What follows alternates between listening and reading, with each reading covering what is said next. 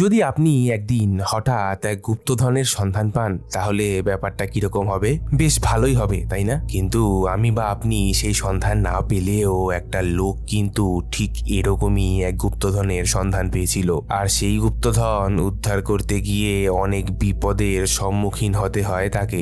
কখনো প্রাকৃতিক বিপর্যয়, আবার কখনো জঙ্গলি কুকুরের সাথে লড়াই। প্রতি পদক্ষেপে বিপদ, আর প্রতি মুহূর্তে মৃত্যুর সাথে লড়াই। গুপ্তধন পাওয়ার লোভে আদেও কি লোকটা বেঁচে ফিরতে পারবে? হ্যালো বন্ধুরা, 2022 সালে রিলিজ হওয়া সার্ভাইভাল মুভি গোল্ড মুভির শুরুতে এই লোকটাকে দেখতে পাওয়া যায়। লোকটার নাম ভার্জিল। দেখা যায় ভার্জিল একটা ট্রেনে করে মরুভূমির মধ্যে দিয়ে কম্পাউন্ড নামে একটা জায়গার উদ্দেশ্যে যাচ্ছে। ট্রেনের মধ্যে একটি শিশুকে কোলে নিয়ে একটা মহিলাকে দেখতে পাওয়া যায়। মহিলার পোশাক এবং শারীরিক অবস্থা দেখে বোঝা যায় যে মহিলা খুবই গরিব। ভার্জিলের স্টেশন চলে আসলে ওই মহিলার হাতে একটা আধ খাওয়া রুটির টুকরো দিয়ে ভার্জিল ট্রেন থেকে নেমে যায়। স্টেশনে নেমে এসে দেখে যে তার ভাড়া করা গাড়িটা এখনো সেখানে এসে পৌঁছায়নি। জায়গাটা খুবই অদ্ভুত লাগছিল ভার্জিলের। স্টেশনের বাইরে শুধু একটা আউটপোস্ট বা দোকান মতন দেখতে পায় সে, সেটা বাদে কিন্তু কিছুই নেই সেখানে। চারিদিকে যতদূর চোখ যায় শুধু বালি আর বালি। কাউকে না দেখতে পেয়ে ভার্জিল সেই দোকানটাতে যায়। দোকানে বসে থাকা লোকটাকে ভার্জিল জিজ্ঞাসা করে, একটা গাড়ি আসার কথা ছিল আমার জন্য, আপনি কি সেটার ব্যাপারে কিছু জানেন? লোকটা কোনো উত্তর দেয় না। ভার্জিল একটু অবাক হয়। ভার্জিল এবার লোকটাকে জিজ্ঞাসা করে, এখানে কোনো বাথরুম আছে? লোকটা তাকে ইশারা করে বাথরুম দেখিয়ে দেয়। বাথরুমের কাছে গিয়ে পৌঁছে বাথরুমের দরজা খুলতেই তার যেন গা গুলিয়ে ওঠে। বাথরুমটা খুবই অপরিষ্কার এবং ব্যবহারের অযোগ্য। কোনো উপায় না দেখে ভার্জিল সেটাকেই ব্যবহার করতে বসে। বাথরুমের বাইরে থেকে একজন লোক ভার্জিলকে জিজ্ঞাসা করে, আপনি কি সেই ব্যক্তি যে কিনা কম্পাউন্ড নামক জায়গাটাতে যাবে? ভার্জিল বলে, হ্যাঁ আমি সেই ব্যক্তি। বাথরুমের বাইরের লোকটা বলে, আপনার গাড়ি বাইরে অপেক্ষা করছে। দেখা যায় ভার্জিল সেই গাড়িতে উঠে রওনা দেয় সেই কম্পাউন্ড নামক জায়গার উদ্দেশ্যে। সেই জায়গাটা এতটাই দূর ছিল যে সেই ট্রেন স্টেশন থেকে 3 থেকে 4 দিন সময় লাগবে সেখানে পৌঁছাতে। গাড়ির ড্রাইভারটির নাম হলো কেট। কিছুটা দূর যাওয়ার পর কেট ভার্জিলকে জানায়, আমাকে এই গাড়ির ভাড়া হিসাবে তোমার যে টাকা দেওয়ার কথা ছিল, এখন তার দ্বিগুণ টাকা লাগবে সেই কম্পাউন্ডে যেতে। পেট্রোলের দাম অনেকটাই বেড়ে গেছে, তাই বেশি টাকা লাগবে। আর এটাও বলে, তুমি যদি না দিতে চাও তাহলে আমি এখান থেকে গাড়ি ঘুরিয়ে তোমাকে আবার স্টেশনে নামিয়ে আসবো। ভার্জিল কোনো উপায় না দেখতে পেয়ে কেটের কথায় রাজি হয়ে যায়। গাড়িটা গন্তব্যের দিকে এগোতে থাকে। জায়গাটায় যতদূর চোখ যায় শুধুই বালি আর বালি। মানুষজন তো দূরে থাক, এমনকি একটা গাছও নেই সেখানে। বাইরের তাপমাত্রা এতটাই বেশি যে অভ্যাস না থাকলে সেই গরম সহ্য করা প্রায় অসম্ভব। ভার্জিল গরম সহ্য করতে না পেরে গাড়ির এসিটাকে অন করার চেষ্টা করে, আর সাথে সাথেই কেট তাকে বাধা দিয়ে বলে, বাইরে কতটা গরম দেখেছো? এমনিতেই ইঞ্জিন আগুনের মতন গরম হয়ে আছে, আর তার মধ্যে তুমি যদি এসি চালাও তাহলে ইঞ্জিন নষ্ট হয়ে যাবে এখানেই।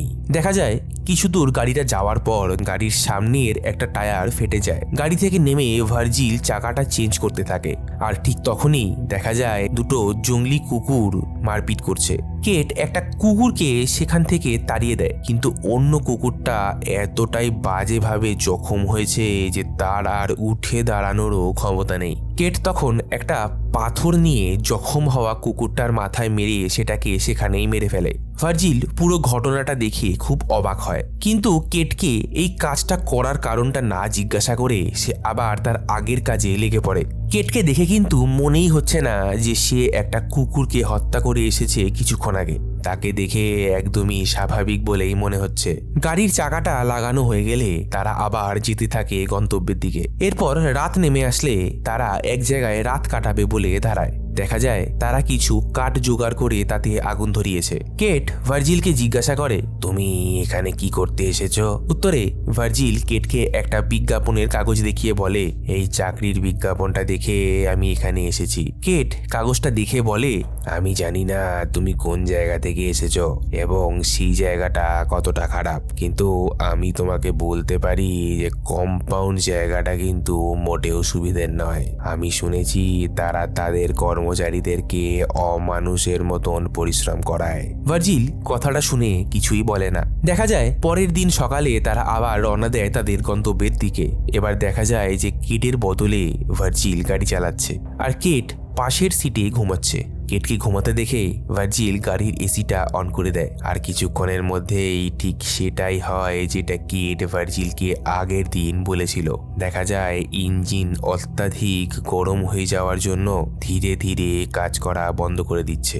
ঠিক সেই সময় কেটের ঘুম ভেঙে গেলে কেট বুঝে যায় যে এসি চালানোর জন্যই গাড়ির ইঞ্জিনে চাপ পড়েছে। সে ভার্জিলের উপর চিৎকার করে বলে, তোমাকে এসি চালাতে বারণ করেছিলাম, তাড়াতাড়ি গাড়িটাকে থামাও। দেখা যায় ভার্জিল গাড়িটাকে থামিয়ে দেয় সেখানেই। ভার্জিল এবং কেট দুজনেই গাড়ি থেকে বেরিয়ে আসে। কেট গাড়ির ইঞ্জিনটাকে ঠান্ডা করার জন্য গাড়ির সামনের বনেট বা ইঞ্জিনের ঢাকনাটাকে খুলে দেয়। এদিকে ভার্জিল একটা চকচকে পাথর সেখানে পড়ে থাকতে দেখে। কৌতূহলবশত পাথরটার কাছে গিয়ে ভার্জিল পাথরের গায়ে লেগে থাকা ধুলোবালি সরাতেই চমকে ওঠে। সে মনে মনে ভাবে, এই তো দেখছি সোনা। সে কেটকে সেখানে আসতে বলে। কেট সেখানে এসে সেই চকমকে পাথরটাকে দেখে পকেট থেকে একটা লাইটার বার করে এবং ভার্জিলকে বলে, আমরা যেটা ভাবছি যদি ঠিক সেটাই হয় তাহলে আগুন ধরালেও পাথরের রং একই থাকবে, না হলে এই কালো হয়ে যাবে। দেখা যায় কেট পাথরের গায়ে লাইটার দিয়ে আগুন জ্বালালেও সেটার রং কিন্তু যেমনকে তেমনই রয়ে যায়, অর্থাৎ সেটা খাঁটি সোনা। ভার্জিল এবং কেটের মুখ দেখে মনে হচ্ছিল তারা যেন হাতের সামনে স্বর্গ পেয়েছে। একটুও সময় নষ্ট না করে তারা মাটি খুঁড়তে শুরু করে। অনেক খোঁড়াখুড়ি করার পর এবং অনেক চেষ্টা করেও তারা সেই সোনা বার করতে পারে না। এরপর দেখা যায় যে কেট একটা দড়ি দিয়ে সোনার চাইটাকে গাড়ির সাথে বেঁধে সেটাকে টেনে তোলার চেষ্টা করছে, কিন্তু তাতেও সফল হয় না সে। সন্ধ্যা নেমে আসলে তারা সেখানেই রাত কাটাবে বলে ঠিক করে। রাতের বেলা কেট ভার্জিলকে বলে, তুমি আমার গাড়ি নিয়ে শহরে গিয়ে সেখান থেকে একটা খোদাই করার মেশিন নিয়ে এখানে আসো, আর আমি এখানে সোনাটাকে পাহারা দিচ্ছি। উত্তরে ভার্জিল বলে, আমি কেন যাব? তুমি যাও, আমি তো শহরের কিছুই চিনি না। তুমি গিয়ে মেশিন নিয়ে আসো আর আমি সোনা পাহারা দিচ্ছি। কথাটা শুনে কেট ভার্জিলকে বলে, এখানকার পরিবেশ খুব একটা ভালো না, এখানে জঙ্গলি কুকুরদের উৎপাত আছে, তুমি এখানে বেঁচে থাকতে পারবে না। উত্তরে ভার্জিল বলে, আমাকে নিয়ে চিন্তা করো না তুমি, আমি ঠিক পারবো। দেখা যায় পরের দিন সকালে কেট ভার্জিলকে কিছু খাবার, জল, প্রয়োজনীয় কিছু জিনিস আর একটা স্যাটেলাইট ফোন দিয়ে সেখান থেকে রওনা দেয় শহরের উদ্দেশ্যে। যাওয়ার সময় কেট ভার্জিলকে বলে যায়, আমার আসতে 5 দিন মতন সময় লাগবে, আর এই স্যাটেলাইট ফোনের মাধ্যমে তুমি আমার সাথে যোগাযোগ করতে পারবে। দেখা যায় ভার্জিল সোনাটাকে পাথর এবং ধুলো দিয়ে ঢেকে দেয় এবং সেখানে একা থাকতে শুরু করে। ভার্জিল সেখানে থাকা একটা মরা গাছের সাথে কেটের রেখে যাওয়া একটা কাপড়কে টানিয়ে তাঁবু মতন বানিয়ে নেয়। রাতে আগুন ধরানোর জন্য কিছু কাঠ জোগাড় করে নিয়ে আসে সে। রাতের বেলায় ভার্জিল আগুনের পাশে বসে একটা টিনের ডিব্বা থেকে খাবার খেতে শুরু করে। হঠাৎ সে জঙ্গলি কুকুরদের আওয়াজ শুনতে পায় সেখানে।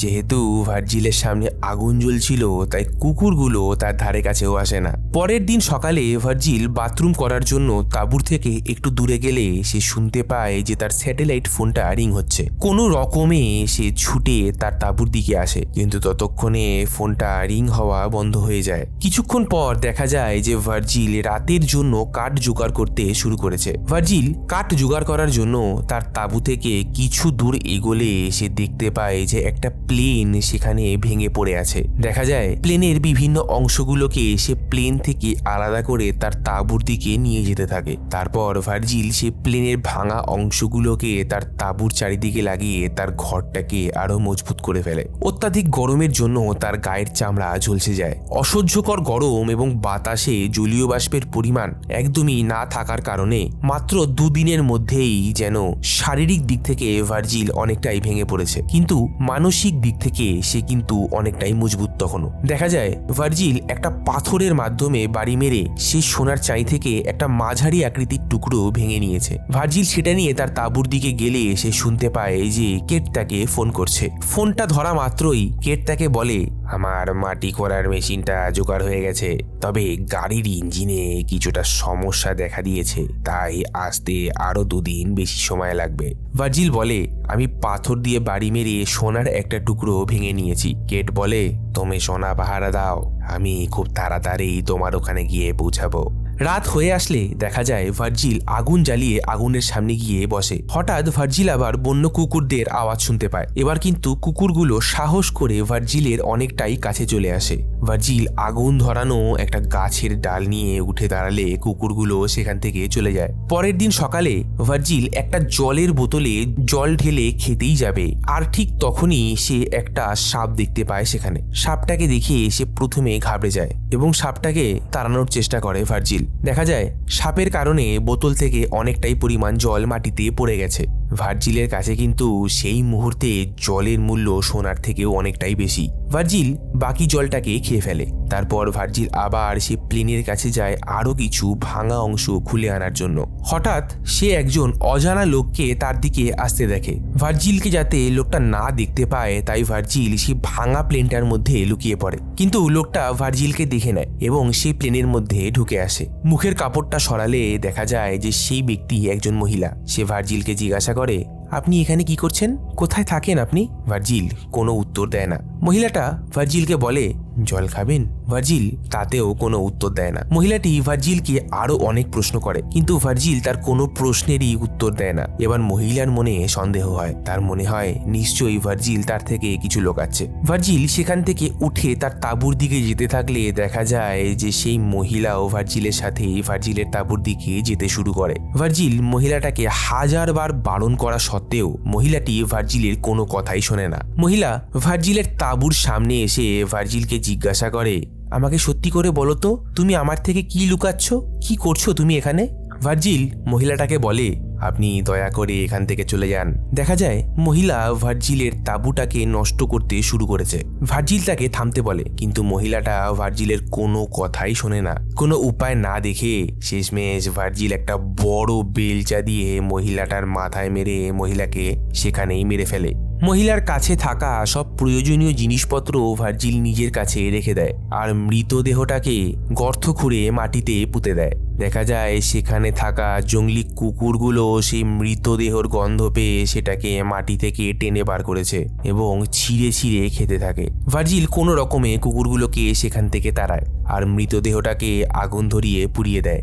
দেখা যায় ভার্জিল মহিলাটার কথা চিন্তা করে একা একাই কেঁদে ফেলে। তার মনে হতে থাকে যে ধীরে ধীরে সেও যেন অমানবিক হয়ে উঠছে। ওই জঙ্গলি কুকুরগুলো আর তার স্বভাবের মধ্যে আর কোনো পার্থক্যই নেই এখন। তাই তো সে একটা মানুষকে মেরে ফেলার আগে একবারও ভাবে না। এসব ভাবতে ভাবতে ভার্জিল ঘুমিয়ে পড়ে। পরের দিন সকালে ফোনের রিং শুনে ভার্জিলের ঘুম ভাঙে। ভার্জিল ফোনটাকে ধরলে অপর দিক থেকে কেট বলে যে ইঞ্জিনটা সারাতে আরো কিছুদিন দেরি হবে, আর সেটা শুনে ভার্জিল কেঁদে ফেলে আর কেটকে বলে, তুমি তাড়াতাড়ি আসো, আমি এখানে আর থাকতে পারছি না। কেট ভার্জিলকে বলে, মনে সাহস রাখো, আমি তাড়াতাড়ি পৌঁছানোর চেষ্টা করছি। ফোনটা রেখে ভার্জিল প্রতিদিনের মতো কাঠ জোগাড় করতে ব্যস্ত হয়ে পড়ে।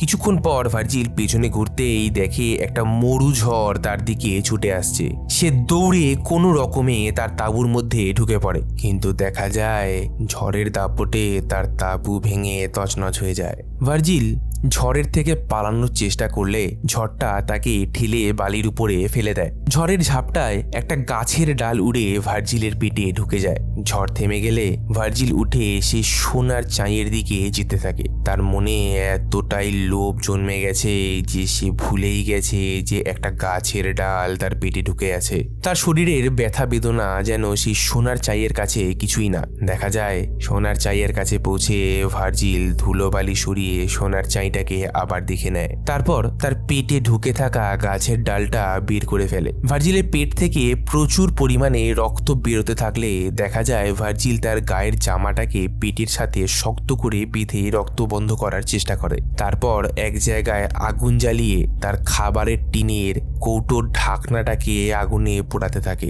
দেখা যায় সেই গরম টিনের ঢাকনাটাকে ভার্জিল তার কেটে যাওয়া জায়গায় চেপে ধরে কাটা জায়গাটাকে সংক্রমণ মুক্ত করে। অসহ্যকর ব্যথা সহ্য করতে না পেরে ভার্জিল সেখানেই অজ্ঞান হয়ে পড়ে যায়। জ্ঞান ফিরলে ভার্জিল দেখতে পায় যে একজন ব্যক্তি ভার্জিলের দিকে একটা তীর ধনুক তাক করে দাঁড়িয়ে আছে। কিছুক্ষণ পর সেই ব্যক্তি ভার্জিলকে জল পান করায়। ভার্জিলের মনে হতে থাকে যে এই ব্যক্তি যেন সেই আগের মহিলা যাকে ভার্জিল হত্যা করেছিল। তারপর ভার্জিল আবার অজ্ঞান হয়ে যায়। জ্ঞান ফিরলে ভার্জিল সেই ব্যক্তিকে সেখানে দেখতে পায় না। তার মনে হয় বোধহয় ওই মহিলাকে সে ভুল দেখেছিল। দেখা যায় ঠিক সেই সময়ই ভার্জিলের ফোনটাতে রিং বেজে ওঠে। ভার্জিল ফোনটা ধরলে শুনতে পায় যে অপর প্রান্ত থেকে কেট বলছে, আমি প্রায় কাছাকাছি চলে এসেছি, আর কিছুক্ষণের মধ্যেই পৌঁছে যাব তোমার কাছে। ফোনটা রাখতেই ভার্জিল দেখে যে সেই মহিলাটা সত্যি সত্যি তার পাশে দাঁড়িয়ে আছে। মহিলাটা ভার্জিলকে সাহায্য করার চেষ্টা করলে ভার্জিল বলে, আপনি এখান থেকে চলে যান, আমার কোনো সাহায্যরই দরকার নেই। এবার মহিলাটা ভার্জিলকে জিজ্ঞাসা করে, আমি আমার বোনকে খুঁজছি, আপনি কি দেখেছেন? ভার্জিল বুঝে যায় যে এই মহিলাটা যার কথা বলছে সে হলো সেই মেয়েটা যাকে ভার্জিল মেরে ফেলেছে। ভার্জিল মহিলার প্রশ্নটা শুনে চুপ করে থাকে। কিছুক্ষণ পর কোনো উত্তর না পেয়ে মহিলা সেখান থেকে চলে যায়। দেখা যায় ভার্জিল শারীরিকভাবে খুবই ভেঙে পড়েছে। তার শরীর থেকে এতটাই রক্তক্ষরণ হয়েছে যে তার আর উঠে দাঁড়ানোরও ক্ষমতা নেই। তারপর দেখা যায় যে সেই জঙ্গলি কুকুরগুলো রক্তের গন্ধ পেয়ে ভার্জিলকে চারিদিক থেকে ঘিরে ধরেছে। আর ঠিক তখনই ভার্জিলের ফোনে কেট ফোন করে। ভার্জিল কেটকে সব খুলে বলে আর বলে, তাড়াতাড়ি আসো, না হলে আমি আর বাঁচবো না। কেট বলে, ধৈর্য ধরো, আমি কাছাকাছি আছি, কিছুক্ষণের মধ্যেই তোমার ওখানে পৌঁছে যাব। দেখা যায় জঙ্গলি কুকুরগুলো ভার্জিলকে চারিদিক থেকে আক্রমণ করা শুরু করেছে। ভার্জিলের শরীর তখন এতটাই দুর্বল যে তার একটুও শক্তি বেঁচে নেই শরীরের মধ্যে। দেখা যায় কুকুরগুলো ভার্জিলকে সেখানে ছিঁড়ে খেতে থাকে আর ধীরে ধীরে ভার্জিল সেখানেই মারা যায়। এরপর মুভিতে কিছু দূরের একটা দৃশ্যকে দেখানো হয়। দেখা যায় যে কেট সেখানেই দাঁড়িয়ে আছে, তার সাথে কিন্তু মাটি খোঁড়ার যন্ত্রপাতিও আছে। কেট দাঁড়িয়ে দাঁড়িয়ে ভার্জিলের মৃত্যুর তামাশা দেখছে। তার মানে কেট কিন্তু ইচ্ছা করলেই ভার্জিলকে বাঁচাতে পারত, এবং কয়েকদিন আগেই কেট সেই জায়গায় পৌঁছে গেছিল। কিন্তু তার লোভ এতটাই বেশি ছিল যে সে ভার্জিলের মৃত্যুর অপেক্ষা করছিল, যাতে সে একা পুরো সোনার চাইটা আত্মসাৎ করতে পারে। কেট জানতো যে সে ভার্জিলকে যে পরিমাণ খাবার আর জল দিয়ে এসেছে তাতে ভার্জিল সেখানে বেশি দিন বাঁচতে পারবে না। ভার্জিল মারা গেলে কেট তার গাড়ি নিয়ে সেই সোনার চাইয়ের কাছে গিয়ে উপস্থিত হয়। কেট মাটি খুঁড়ে সোনা বের করার জন্য গাড়ি থেকে নেমে আসে, আর দেখা যায় ঠিক সেই সময় হঠাৎ একটা তীর এসে তার বুকে ঢুকে যায়, আর সেখানে কেটের মৃত্যু হয়। তীরটা মেরেছিল সেই মহিলা যে কিনা ভার্জিলকে জল খাইয়েছিল। কেটকে মেরে ফেলার কারণটা হলো হয়তো সেই মহিলা ততক্ষণে বুঝতে পেরেছে যে ভার্জিল এবং কেটরা সোনা উদ্ধার করার জন্যই এখানে এসেছে, আর তার বোনের মৃত্যুর পেছনে ভার্জিল যতটা দায়ী কেটও ঠিক ততটাই দায়ী। তাই সেই মহিলা দূরে দাঁড়িয়ে থেকে কেটের মতোই ভার্জিলের মৃত্যুর তামাশা দেখছিল, আর তারপর ঠিক সুযোগ বুঝে কেটকেও মেরে ফেলে সেখানে। মুভিটা এখানেই শেষ হয়ে যায়।